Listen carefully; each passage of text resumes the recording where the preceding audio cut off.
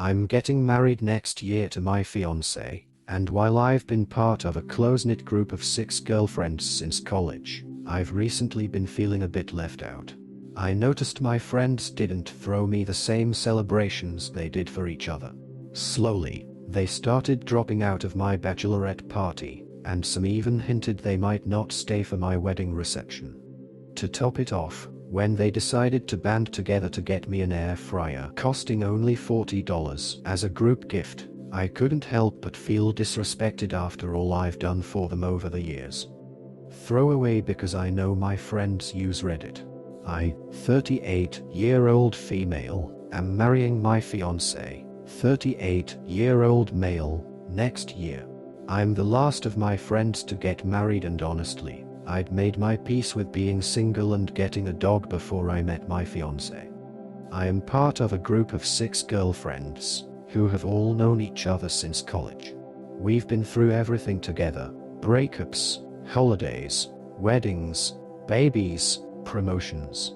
When I told them I got engaged, they seemed happy and sent me congratulations messages, but when everyone else got engaged, they threw them parties or went out for dinner to celebrate. They didn't in my case. I gave them nearly a year's notice on my bachelorette party, which I'm keeping low-key as I don't want a big thing.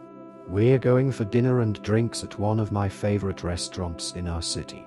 However, slowly, all of my friends have been dropping out, saying they can't get a babysitter or they have to work late or they're on a work trip.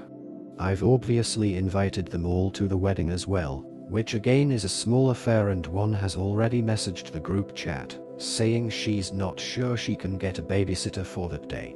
My wedding is months away and I'm finding it really hard to believe that she knows that far in advance. 2 others have also said they're not going to stay for the reception as they will be tired by then. Here's where I may be the jerk. The straw that broke the camel's back was when I sent the link to the registry. My fiancé and I already have a house together, so we're asking for mostly small things. Nothing goes beyond $50, and we're delighted with anything that anyone chooses to buy us. They sent a message into the chat, saying they were going to band together to get me an air fryer as a group gift.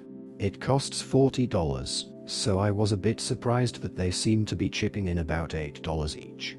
Over the years, I must have spent thousands of dollars on their weddings, 2 of which were in overseas.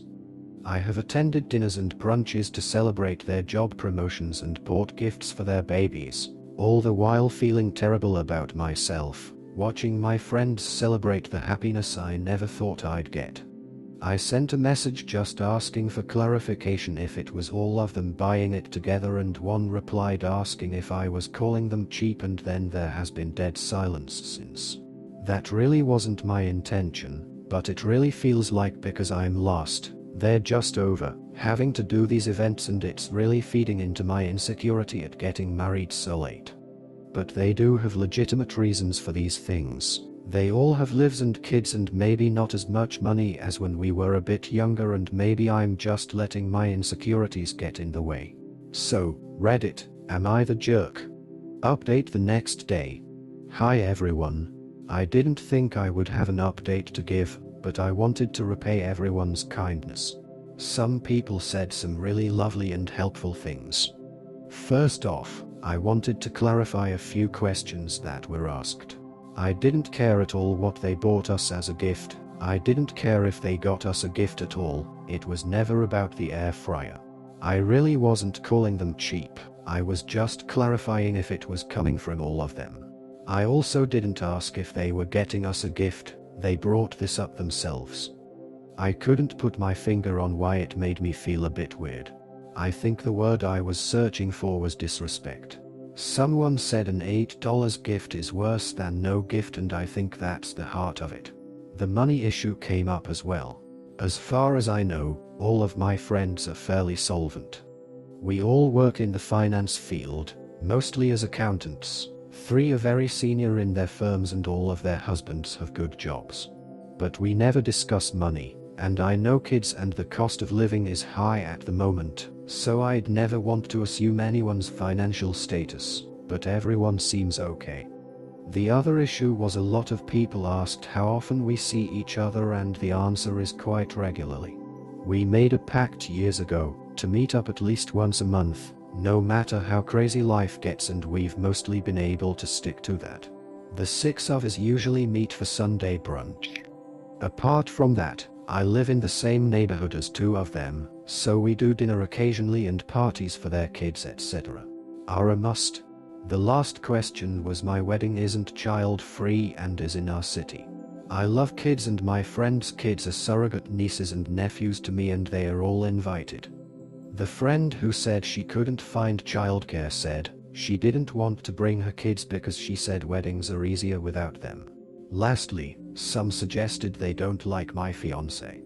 They've never given me that impression. Everyone seems to get on well enough. They've known him for 2 years and he occasionally goes golfing with some of their husbands. Now on to the update. Reading the comments was like having cold water thrown over me. I've never considered myself the outsider friend, but a lot of people suggested that I was, and it really threw me and I got really overwhelmed. I didn't send any message to the group chat, even though lots of commenters gave me really good suggestions about what to write, and I withdrew into myself until my fiancé prized it out of me what was wrong. I showed him this post and he got super quiet and really angry. I've never seen him this angry over anything ever. He asked if I had spoken to them about this and I said no. He started to call them individually and read them the riot act. He called them $8 jerks and said he would be sending them an itemized list of the thousands of dollars I'd spent on them over the years. He called bullshit on the one who said she couldn't get a babysitter, and she indeed said she was sick of having to go to the same boring wedding over and over and yours won't be any different, and he lost it at her. I hate the idea of him fighting my battles for me, so I asked him to stop after the third person. I sent a message into the group chat asking if we could all speak as a group, and the three he called sent voice messages saying that my fiancé was a psycho and that they wouldn't speak to me anymore. I just felt really tired and defeated, so I sent a message saying that if they didn't want to be friends anymore, that was fine, and to consider their invitations withdrawn to the bachelorette and wedding.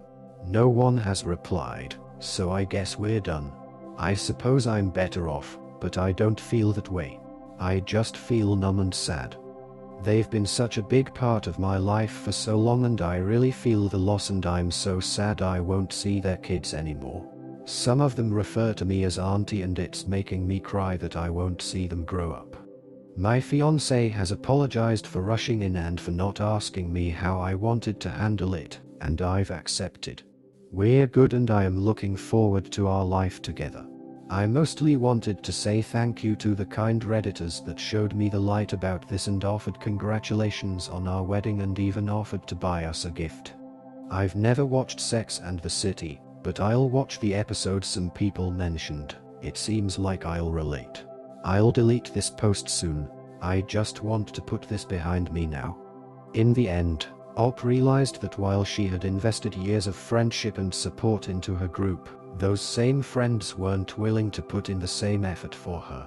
After her fiancé stepped in and called them out, it became clear that the relationship wasn't as balanced as she thought. While it's painful to lose friends, sometimes it's better to let go of people who don't value you the way you deserve. Now, Op is focusing on her future with her supportive fiancé, though the situation has left her feeling both sad and relieved to move forward.